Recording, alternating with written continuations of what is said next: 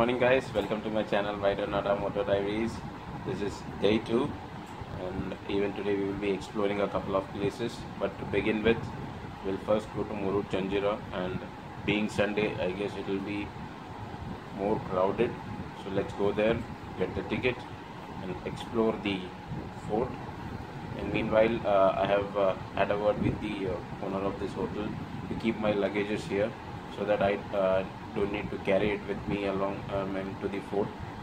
So he has agreed to that, and yeah, I will keep all my gears and luggages here in the hotel.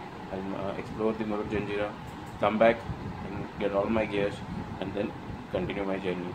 So let's catch you in the journey. Today's first point of visit was Murud Janjira. As we have to take a ferry to reach there, so carrying the bags would be difficult. Had a word with the hotel manager and asked them to keep my luggage in a room and I would pick it up after coming from Janjira Fort.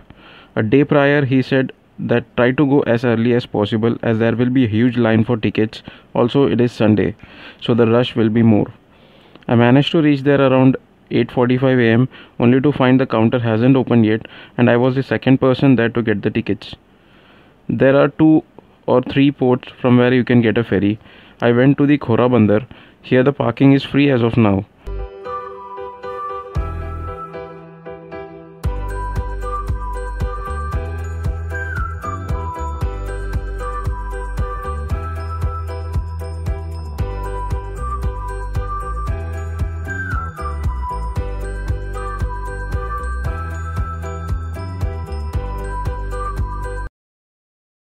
It takes hardly 5 to 10 minutes to reach the main door of the fort.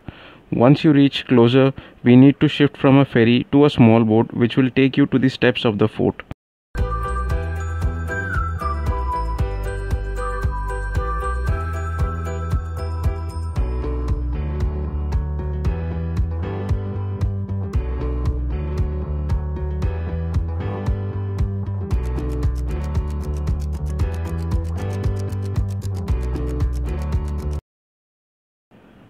After alighting there, I found the person who has the key to open the fort was travelling with us in the same ferry. So we were the first batch to enter the fort for the day. It is always recommended to get a guide who will explain about the fort, or else it would be as if you have seen a half-ruined fort and nothing else.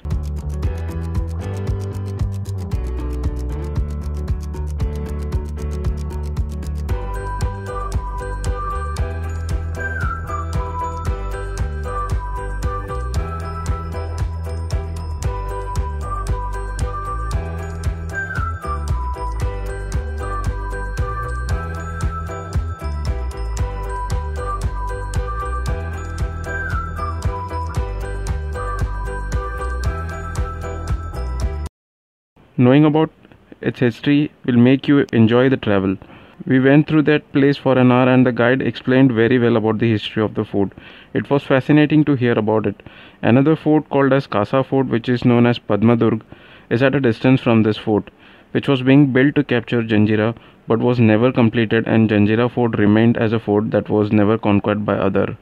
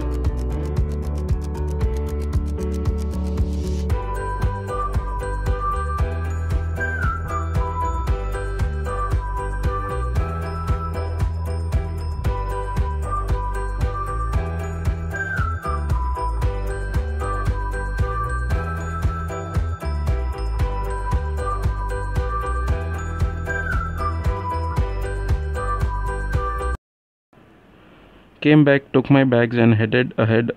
Came across Siddhi Palace, but no one is allowed to get in as the royal family still stays there. Continued towards Kokari Tombs, which is on the way towards Dighi. This was a totally deserted place, but the construction was good.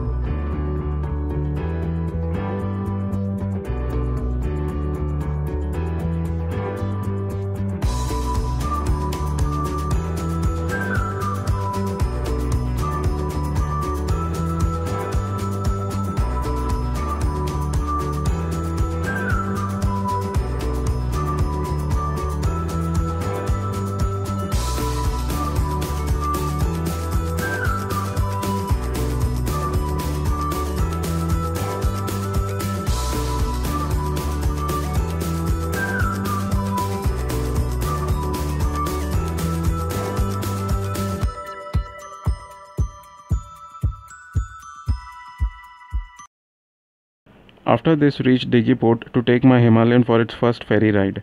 The cost of ticket was 55 rupees. Crossed from Diggy to Agardanda, then covered Divyagar, Srivathan and Haryareshwar Beach, spending some time at each of this place.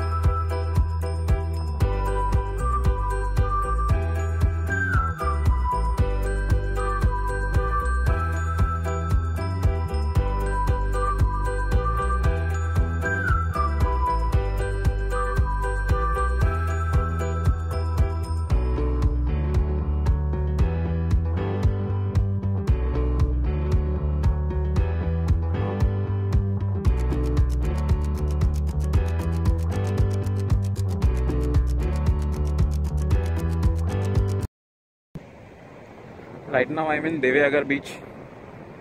So since morning we have completed Murud Janjira, Casa Fort from a distance, and Siddhi Palace. We are not allowed inside it, but saw it from outside because those families are still staying inside the palace. And after that, now I have reached Divyagar. So plan is to go to Srivathan, then Haryareshwar, and let's see how far we can ride today. See the beach.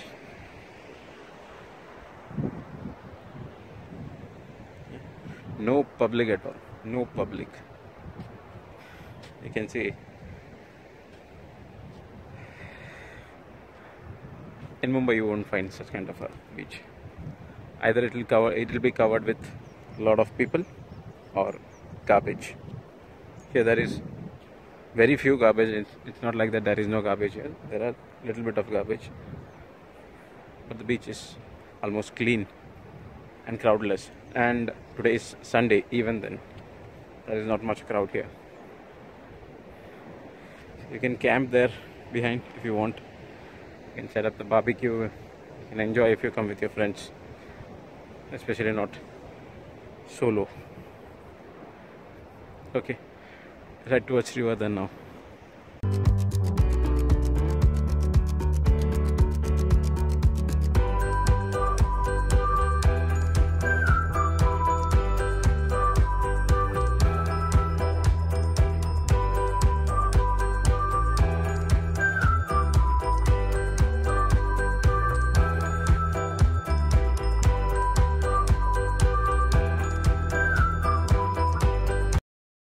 After leaving from Divyagar, we rode across for a few kilometers and reached Srivathan Beach.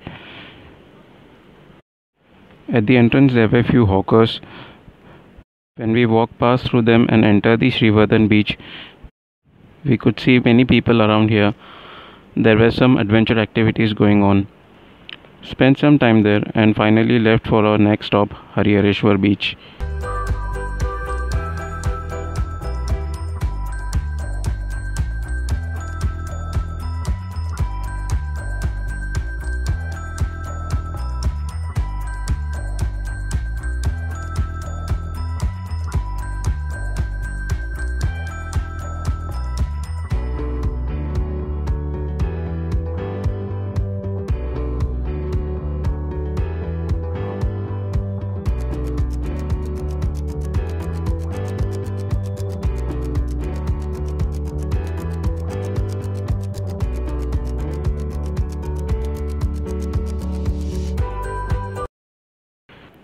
So after covering Srivathan Beach, and before that we went to Divyagar Beach, now we are headed towards Haryareshwa Beach.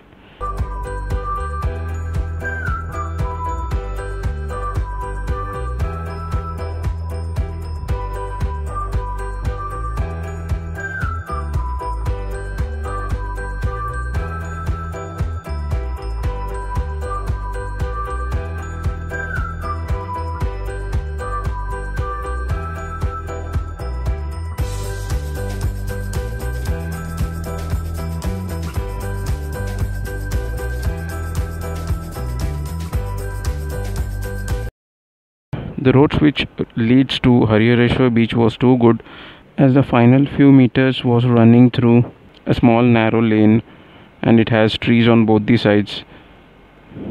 After crossing this, we reached the Haryareshwar Beach, and it was as quiet as the Divyagar Beach.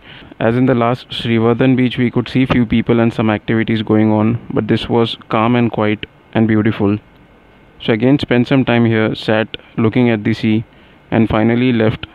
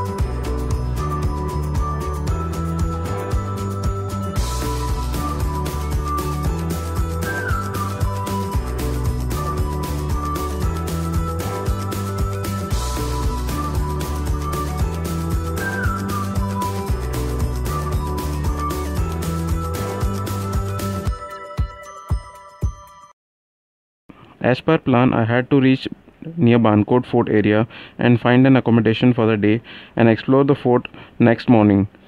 but there was still sunlight left, so I took a second ferry from Vesavi to Bagmandle and reached Vancouver Fort at a few kilometers from there.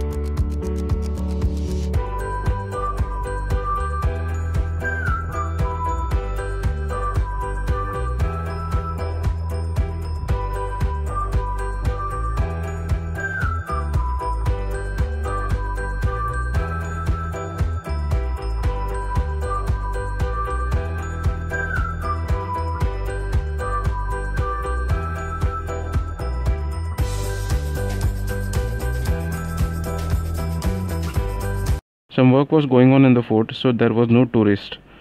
It was a small fort. In fact, you can stand at the entrance and view the whole fort.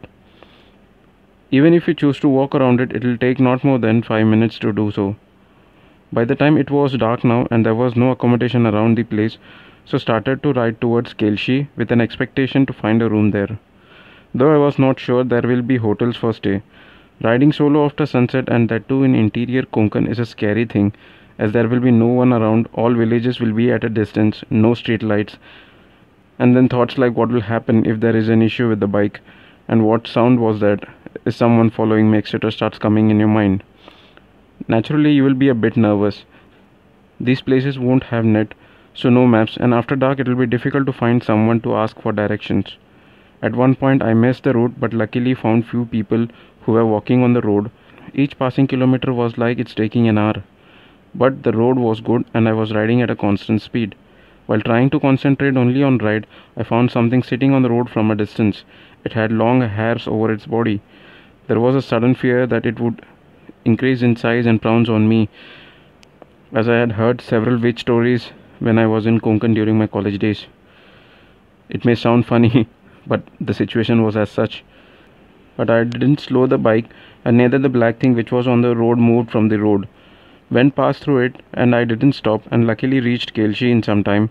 Asked few people there, and they guided me to a hotel run by Mr. Yogesh Anavkar. Met him and came to know that he is also a biker, so he gave me a good discount as well. Was finally relieved after finding a place to stay. Upon inquiring it with Yogesh, came to know that the black animal was a forest cat which has long hairs on its body.